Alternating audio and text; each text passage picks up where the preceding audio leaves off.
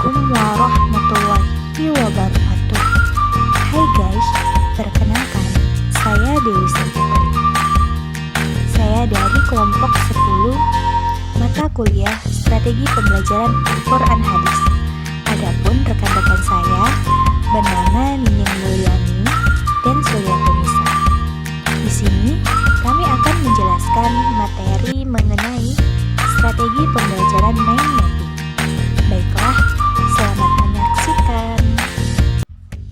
Mind mapping adalah suatu strategi mencatat yang dapat memetakan pikiran yang kreatif dan efektif, serta memadukan dan mengembangkan potensi kerja otak, baik otak kanan maupun otak kiri yang terdapat di dalam diri seseorang. Disimpulkan bahwa strategi pembelajaran mind mapping merupakan suatu pembelajaran yang menggunakan strategi mencatat dengan kata kunci dan gambar. Langkah-langkah strategi pembelajaran mind mapping. Nah, sebelum membuat mind mapping, ada hal-hal yang harus dipersiapkan terlebih dahulu. Adapun hal-hal tersebut yaitu: yang pertama, kertas kosong; yang kedua, pena atau spidol berwarna-warni; yang ketiga, otak dan imajinasi; yang keempat, buku sebagai salah satu sumber bagi peserta didik. Nah, kemudian adapun langkah-langkah dalam penggunaan mind mapping yaitu sebagai berikut. Yang pertama, pendidik menyampaikan kompetensi yang akan dicapai.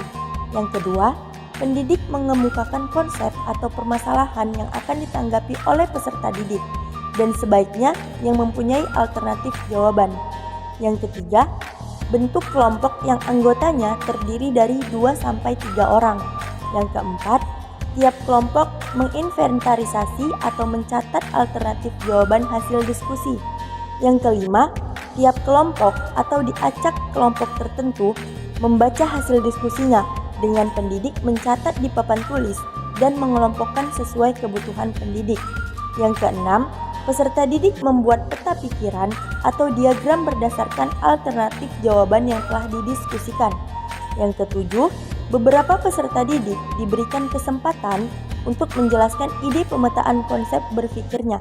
Dan yang kedelapan, peserta didik dibuat untuk membuat kesimpulan dan pendidik memberi perbandingan sesuai konsep yang diinginkan. Kelebihan dan kekurangan strategi pembelajaran mind mapping. Kelebihan dari strategi tersebut diantaranya yaitu: 1. Dapat mengemukakan pendapat secara bebas. Kedua, dapat bekerja sama dengan teman lainnya. Ketiga, catatan lebih padat dan jelas. 4. Lebih mudah mencari catatan. Yang ketiga, catatan lebih terfokus pada inti materi. Keenam, mudah melihat gambaran seluruhan. Ketujuh, membantu otak untuk mengatur, mengingat, membandingkan, dan membuat hubungan. 8. Memudahkan penambahan informasi baru. 9. Mengkaji ulang bisa lebih cepat. Dan yang ke-10, setiap peta bersifat unik. Adapun kekurangan dari strategi mind mapping diantaranya yaitu: 1. Menumbuhkan dan membuang banyak waktu dalam mencari kata kunci pengingat. Kedua, hanya peserta didik yang aktiflah yang terlibat. Yang ketiga, tidak sepenuhnya peserta didik ikut dalam pembelajaran. Dan yang keempat, mind mapping bervariasi sehingga pendidik akan kewalahan atau kesulitan dalam memeriksa mind mapping yang dikerjakan oleh peserta didik.